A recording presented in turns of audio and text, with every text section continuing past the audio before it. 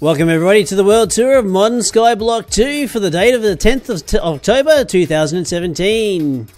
Alright, so let's get back into the FTB guidebook and let's see where we indeed got up to last time. Now, interesting that they've actually placed... There are now modes within Modern Skyblock 2 as I updated to 2.5.x. I don't know exactly what I'm at right now. But we are playing in normal mode. Of course, normal mode is a lot easier than expert mode, and there's speedrun mode, which I really couldn't care less. I like taking my time. So, back to normal mode. Now, we'd actually got up to discussing Evilcraft.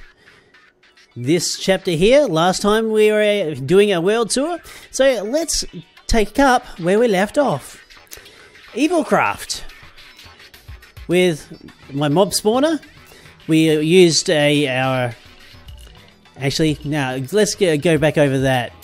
Now, we made ourselves the blood extractor. The blood extractor is the first part of Evilcraft. The really big first part of Evilcraft was to use one of the dark gems that we get from our washing process over here with an apple to basically feed the apple to a unsuspecting animal, have it die, and then chuck a book into its essence. Then we got the Origin of Darkness, the Evilcraft book. So we spent a few streams just trying to figure out what the hell Evilcraft is all about. So we're working through that. We made the blood extractor. We managed to obtain blood from our unwilling participants in my Tinker's Smeltery of Not Quite Death, and we were able to get blood. Now, using the blood, this was the little pool that I had for basically putting the blood within to keep it contained and throwing the dark gems into, so we could actually progress on to making these good things, the blood infusers. To fuel the blood fuse, we take the blood extractor with the blood we've collected, and it basically fills them up. In fact, I think I can actually keep that there. The dark power gems themselves only stack to 16. Okay? So, moving along from there with Evilcraft, we made the Evilcraft trees that drip blood, and after that, I don't remember if there's actually any real movement after Evilcraft going forwards. If only just to progress with the areas here. Blood infusers make the certain things. The promise of I've only made the basic promise of tenacity. Excuse me. Oh my goodness. Oh, that snuck up on me. Yeah, this promise of tenacity 1. Yep, we've done that. Okay? So, I think we may have to go a little bit further with that, but I'm not entirely sure. But then, we moved on from Evilcraft to the calculator. And we had some fun making that. Now, with the calculator mod itself, which just involved a lot of like stone, etc., and we ended up making this little good thing, which we were able to like start progressing with the whole calculator. Actually, the info calculator is even better as an in-game guide to what you need to do. Now, the crafting calculator is what I've made. Then after that, we need to make a power plug, this thing here, or power cube, I should say, to charge said calculators. Also, I'm not entirely sure if we covered this last world tour, but the open world's energizer here, we actually managed to like power our storage module tablet, which is a fantastic piece of equipment. I can tell you what, it holds 100 stacks. The first level of power tablet holds 100 stacks. And it's even got its own little crafting box in here as well. The only downside to this crafting box is it doesn't clear.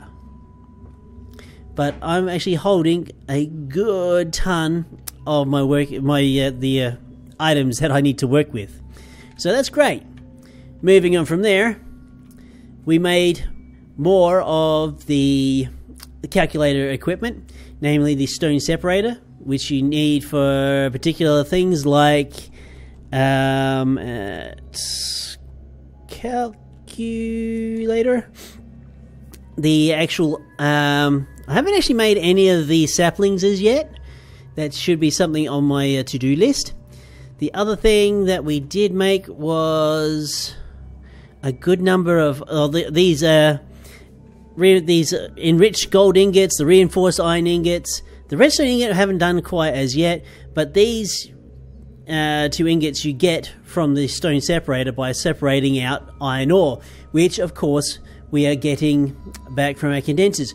Speaking of condensers, since we have made the step and started playing the normal mode, the iron buckets, there is a new recipe for.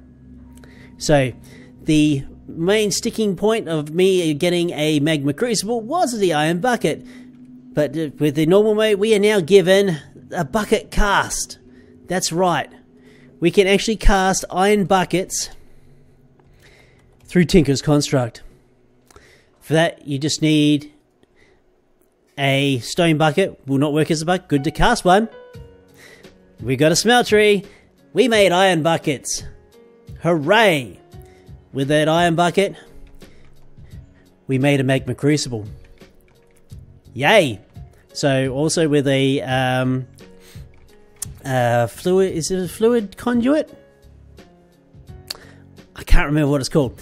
But connecting the magma crucible up there, I was able to force feed my smeltery ender pearls and redstone. Now, actually one thing that seems to be removed from Modern Skyblock 2 is the ender lilies and the red orchids for some particular reason. I've yet to find them. I haven't really bothered to try, to be quite honest. The ender pearls, however, might become a bit of an issue later, but I've got a little bit of a stockpile, so we can move on from that. With the enderium that we did make, with the blending of course, we were able to upgrade my condenser. It's such a good thing. And fast too, and efficient.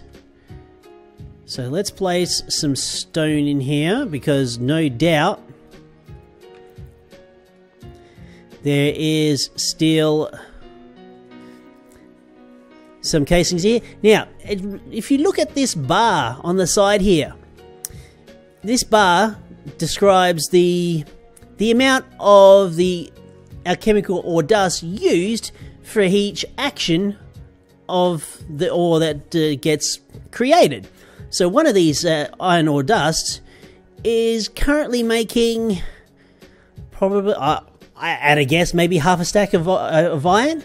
So that, like, jump up tier-wise for the signalium condenser and the enderium casings means I get more products out of the resources that I'm putting in, which is so great.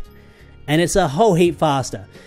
I'm really scared to actually put even one piece of copper, because that would net me more than I've already got. Don't need any more. So with that, we've managed to basically take some lapis, empower that with actually additions. We are now able to get the Tetrius alchemical dust, which is definitely helping us move further in. Move further into everything. So it's been great. I just need to make some more glowstone to kick off more of the alchemical dust. So that's great. One thing that I'm definitely going to do soon is replace this furnace here with an actually additions furnace. That is definitely something that is going to be in the works. The other thing that we explored once we moved on from the calculator and the evil craft, so we'd actually made everything that was required. let me see. To get tanzanite, you need grind netherrack or processed lapis lazuli in the algorithm separator. We made that yesterday. With that, you can make fire diamonds for empowered redstone crystals. This is one thing that we definitely do need. I don't remember exactly what we need it for, but it's the book tells us we need it for something. Now, blazes spawn in the nether on netherrack. You can make a blaze farm there. It would be much better to do it in the overworld. I'm not entirely sure how, but if you've got a suggestion, leave it down in the description, not the description, the comments below. But we did venture forth into the nether. So let's go over to the nether and check out the netherworld.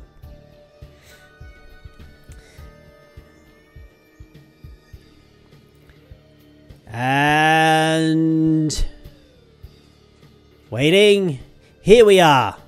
As you can see, there's a few deaths, and here is my there is actually a zombie pigman. Now, fun little fact, zombie pigmen will spawn on anything in the nether except slabs. The only downside to that is you can't slab up your ender portal, which is a bit of a shame, but it's what we've got to work with. Now, as you can see, I have sacrificed some diamonds for the cause and made some diamond spikes. This is the spawning platform that we've got with a good number of mob fans I had left over from my other mob spawner. Pushing the mobs onto, of course, immersive engineering conveyors. That last conveyor is pushing the mobs into the diamond spikes, which is really handy. Now, when the blazes do spawn, they're not floating, so those blazes will actually stay on the ground for the fans to push them over, and they will drift down to the belt and get taken towards the iron spikes. Now, I'm not entirely sure how quick this is going to be, but it might just take a little while to get started. I'm hoping not too long. But that was a fun little setup. Now, while I talk about this, as you can see, there is a zombie pigman that's quite happily been slain. There's definitely blazes occurring within the spawn. You can see it's starting to warm up. It's doing something. As they say, it would be probably better if this sort of thing did indeed happen in the overworld, because I don't think this thing would actually work while I'm in the overworld. You have to be in the nether for this thing to actually be making stuff. How they intend to move that along, I'm not entirely sure. But this little kill system works really nicely, and we're getting the blaze rods that we need for the empowered diamond. Is it? I'm not entirely sure whether we actually see it in diamond or not. No, that's the alchemical diamond. What did the actual quest book say it was? Fire diamonds. This is one of the components that we make to need redstonia. To make these, you use an atomic calculator, which you take either 2 diamonds and a blaze rod, or 2 blaze rods and a flawless diamond. How to get flawless diamonds? We could use... yeah. There's no real point in actually making the flawless diamonds, apart from the saving that you might make. Actually, there is no saving, because to make the flawless one, you need 2 diamonds, or you use a sickle on diamond leaves. Now that would be the diamond tree that I keep talking about.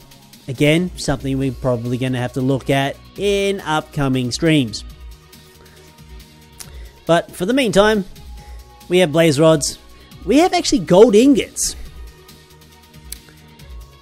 Now that, gold ingots without needing to work for them, even better.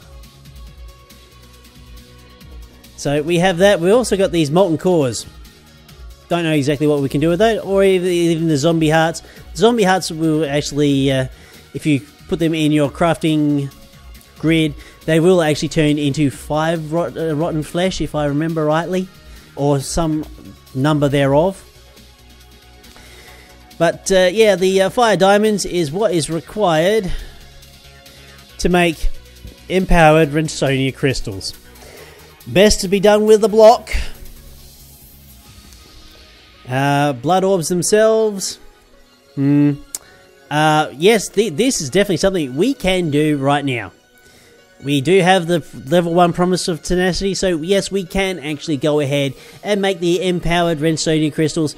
Why I'm actually making them for, I have no idea, but we'll probably work back to that sort of goal, whatever that is, in upcoming streams. Speaking of upcoming streams, if you're watching this on the 11th or 10th, wherever you may be, I will not be streaming on my Wednesdays/Thursdays, as it is my wife's birthday, and I will be celebrating that with her and our, I wouldn't say quaint little family, the family which I adore so much, which puts up with my shit to let me do this live streaming stuff. So it's time to give back. Alright folks, well, if you've enjoyed the episode and enjoyed the series thus far, do go ahead and click that like button. If you're interested in keeping up with the world tours, do consider subscribing. And if you want to see the VODs, go over to twitch.tv/Raetac and look at the past broadcasts there.